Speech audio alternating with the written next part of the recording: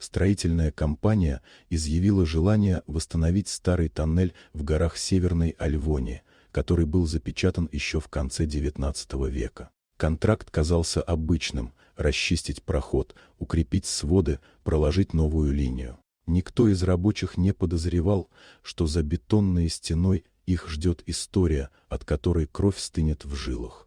Через несколько дней тяжелой работы буровая машина пробила толстый слой старого цемента. Из тьмы вырвался затхлый воздух, пропитанный пылью и гнилью. Руководитель бригады, инженер Томас Рейли, первым вошел в открывшийся проход. Луч фонаря пробивал густой мрак, выхватывая из него ржавые вагонетки, покосившиеся балки и деревянные ящики с потускневшими знаками опасности.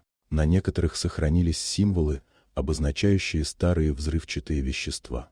Двигаясь глубже, рабочие заметили, что туннель внезапно обрывается завалом из камней и обломков. Томас осмотрел поверхность и понял – это не природный обвал. На глыбах виднелись следы инструментов, словно кто-то намеренно заделал проход. Когда он направил фонарь в щель между камнями, взгляд наткнулся на нечто, от чего сердце ухнуло в пятки.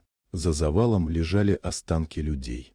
После частичной расчистки открылась узкая ниша, внутри которой стояли грубо сбитые деревянные конструкции, остатки одежды, пустые консервные банки и несколько человеческих скелетов, прижавшихся друг к другу, будто в последней попытке согреться.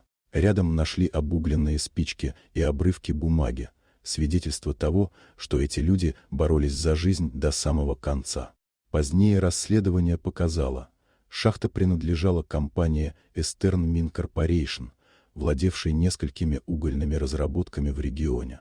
Архивные документы подтвердили, что в 1901 году здесь произошел обвал, в результате которого под землей оказалась группа шахтеров. Руководство компании знало о происшествии, но, оценив риски и затраты, решило не проводить спасательную операцию. Вместо этого вход в шахту приказали залить бетоном, чтобы скрыть трагедию и избежать скандала.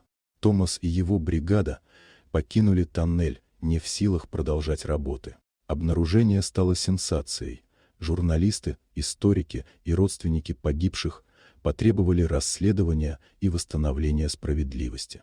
На месте трагедии вскоре установили мемориальную табличку с именами тех, кого компания когда-то оставила умирать в темноте. Сегодня шахта в горах Альвония закрыта навсегда. Только холодный ветер, гуляющий по трещинам скал, напоминает о людях, чьи жизни стоили меньше, чем цена спасательных работ.